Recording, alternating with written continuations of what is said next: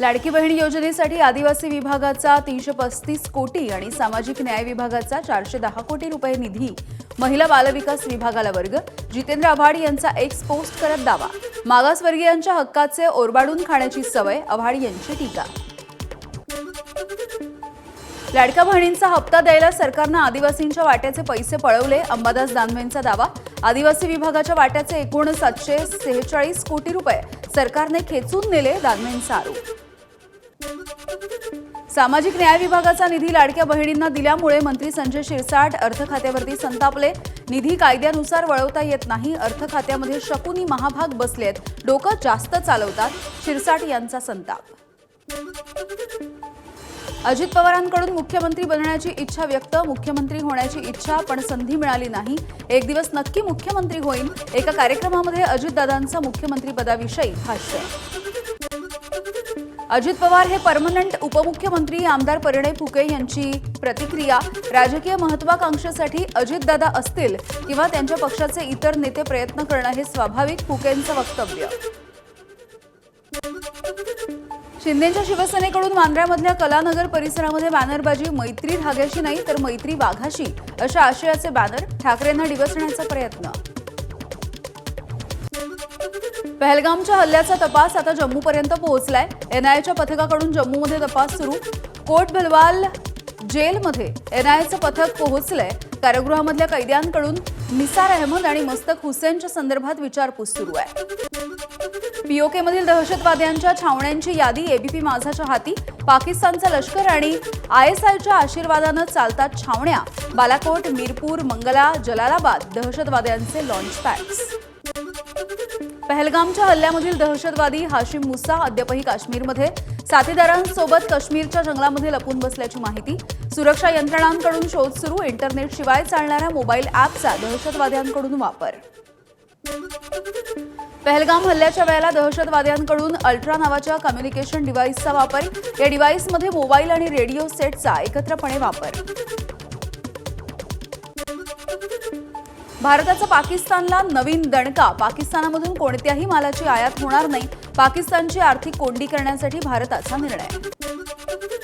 पाकिस्तानी जहाजांना भारतीय बंदरांवरती बंदी, तर भारतीय जहाजं पाकिस्तानी समुद्र सीमेमध्ये जाणार नाही. सर्जिकल स्ट्राईकच्या वक्तव्यावरती काँग्रेस खासदाराची माघार. सर्जिकल स्ट्राईकचे पुरावे नसतात आणि मागायचेही नसतात. टीकेची झोड उठल्याच्या नंतर माजी मुख्यमंत्री आणि खासदार चन्नींची माघार. काँग्रेस आणि गांधी कुटुंब दहशतवादाला गांभीर्याने घेत नाहीत. काँग्रेसनं नेहमीच शंका व्यक्त केली. भाजपचे प्रवक्ते संबित पात्रा यांची काँग्रेसवर टीका. देशाला विरोध करणं आणि सैन्याचं मनोबल कमी करणं ही काँग्रेससाठी फॅशन झाली आहे. म्हणूनच इतक्या संवेदनशील काळामध्ये सुद्धा काँग्रेसचे नेते पाकिस्तानची भाषा बोलायला विसरत नाहीत. विनोद तावडे यांची चरणजीत सिंह चन्नी यांच्यावर टीका. पहलगामच्या दहशतवादी हल्ल्याला अमित शहा जबाबदार. संजय राऊतांचा आरोप. शहांनी आधी राजीनामा द्यावा, राऊतांची भूमिका. दहशतवाद्यांनी धर्म विचारून मारलं तर तुम्ही धर्म विचारून कारवाई करत आहात, अबू आझमी यांचा आरोप. मुस्लिमांना सर्वत्र त्रास दिला जातोय, आझमींचं वक्तव्य. मुस्लिमांमध्ये कुणीही भेदभाव करत नाही, संजय निरुपम यांचा अबू आझमींवरती पलटवार. ज्या मुसलमानांना भारतामध्ये राहण्याचा त्रास होतोय त्यांच्यासाठी पाकिस्तानामध्ये जाण्याचा रस्ता मोकळा आहे, निरुपम यांचं सडेतोड उत्तर. जात विचारून कारवाई केली जात नाही, संजय शिरसाट यांचं अबू आझमींना प्रत्युत्तर. धर्म विचारून हत्या करणाऱ्यांना अबू आझमींसारखे आडवे आले तरीही सोडणार नाही, शिरसाटांचा इशारा. सिंधू नदीवरचं पाणी अडवाल तर धरण उडवून देऊ, संरक्षण मंत्री ख्वाजा शरीफ यांची धमकी.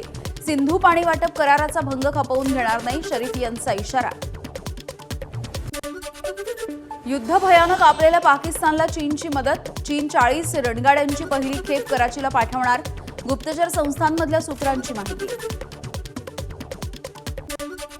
पाकिस्तानने चीनकडे रणगाडे पहलगाम हल्ल्यापूर्वीच मागितले आहेत की नंतर हे अस्पष्ट.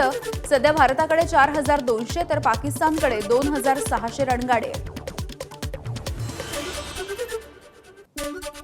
पाकिस्तानला दिलेल्या कर्जाचा फेरआढावा घ्या, भारताची जागतिक नाणेनिधीला विनंती.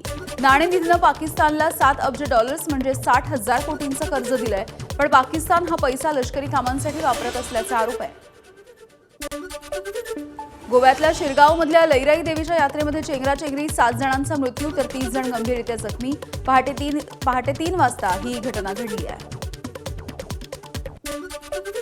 गोव्यामधल्या यात्रेमध्ये आग लागल्याच्या अफवेच्या नंतर चेंगराचेंगरी झाल्याची माहिती आहे. पहाटे 3 वाजता ही दुर्दैवी घटना घडली. गोव्याचे मुख्यमंत्री प्रमोद सावंत यांच्याकडून चेंगराचेंगरीच्या घटनेचा आढावा. जखमींची रुग्णालयामध्ये जाऊन त्यांनी भेट घेतली. पीडित कुटुंबांना सर्वतोपरी मदत देण्याचं त्यांनी आश्वासन दिलं आहे. गोव्यामधल्या यात्रेच्या दरम्यान चेंगराचेंगरीची बातमी अत्यंत दुःखद. सर्व जखमी लवकरात लवकर बरे व्हावेत. राहुल गांधी यांची प्रतिक्रिया. मुंबई महानगरपालिकेच्या बेस्ट उपक्रमाचा तोटा 9,000 कोटींवर. बेस्टला 2018 ते 19 पासून आतापर्यंत 9,286 कोटींचा तोटा. बेस्टचं महिन्याचं उत्पन्न 60 कोटी तर खर्च 240 कोटी. मध्य रेल्वे आणि मोटरमन यांच्यामधला सीसीटीव्ही वाद चिघळलाय. तोडगा न निघाल्यामुळे उद्यापासून मोटरमन यांच्याकडून अतिरिक्त सेवा बंद करण्याचा इशारा. लोकल फेऱ्यांचं वेळापत्रक विस्कळीत होऊन प्रवाशांचे हाल होण्याची शक्यता आहे. राज्यामधील 75 पोलीस निरीक्षकांचा बढतीला नकार. सहाय्यक आयुक्त आणि उपअधीक्षक पदाची बढती नाकारली. बढतीला एकदा नकार दिल्यास पुढील 2 बढत्या रद्द होणार.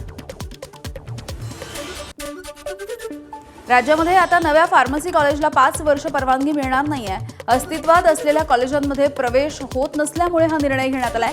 90,000 प्रवेश क्षमता असताना गेली काही वर्ष फक्त 70,000 प्रवेश होत आहेत. म्हाडाच्या तिजोरीमध्ये 3,000 कोटींची भर पडली आहे. महसुलामध्ये 39.69% वाढ झाली आहे. महाराष्ट्र गृहनिर्माण व क्षेत्र विकास प्राधिकरणाच्या तिजोरीत मागील काही वर्ष खडखडाट होता. कोल्हापूरमधील अलमट्टी धरणाची उंची वाढवण्यासाठी कर्नाटक सरकारचा अट्टहास कायम.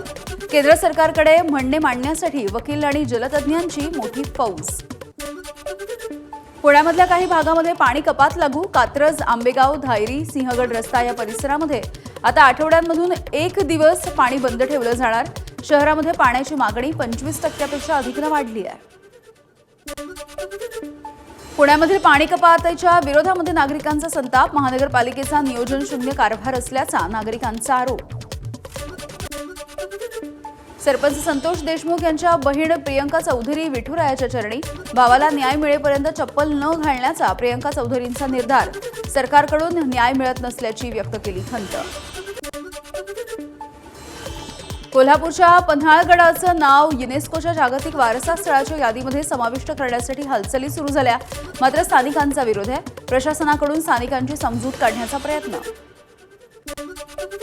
भंडाऱ्याच्या कुंभलीमध्ये पोषण आहाराची पाकिटं बुरशीजन्य आणि खाण्यायोग्य नसल्यामुळे पालक आक्रमक झाले. पालकांकडून संताप व्यक्त. कंत्राटदाराच्या माध्यमातून जिल्ह्यामध्ये बालकांच्या पोषण आहाराचा पुरवठा. अहिल्यानगरच्या राजूर गावामध्ये कावीळ रोगाचा प्रादुर्भाव. 10 वर्षीय मिजबा इलियास शेख या मुलीचा मृत्यू. एकाच आठवड्यामध्ये कावीळचा दुसरा बळी. अजूनही या गावामध्ये 150 रुग्ण असल्याची माहिती. उद्घाटनाच्या आधीच रामटेक ते गोंदिया राष्ट्रीय महामार्गावरती ठिकठिकाणी भेगा पडल्यात. खासदार प्रशांत पडोळे यांच्याकडून पोलखोल. संपूर्ण कामाची चौकशी करावी तसंच निकृष्ट बांधकाम करणाऱ्या अधिकाऱ्यांवरती कारवाई करावी. पडोळेंची मागणी. रेल्वे मंत्री अश्विनी वैष्णव यांच्याकडून मुंबई बुलेट ट्रेन स्टेशनच्या प्रकल्पांची पाहणी आणि त्यांनी कामाचा आढावा घेतलाय. नीट परीक्षेसाठी मेगा ब्लॉक रद्द. मध्य रेल्वेवरती रविवारी मुख्य मार्गिका हार्बर ट्रान्स हार्बर मार्गावरती मेगा ब्लॉक न घेण्याचा निर्णय.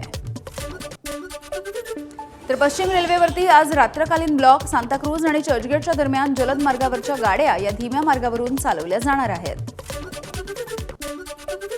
भिवंडीमध्ये आईची 3 मुलींसोबत गळफास घेऊन आत्महत्या. फेने गावामधली धक्कादायक घटना आहे.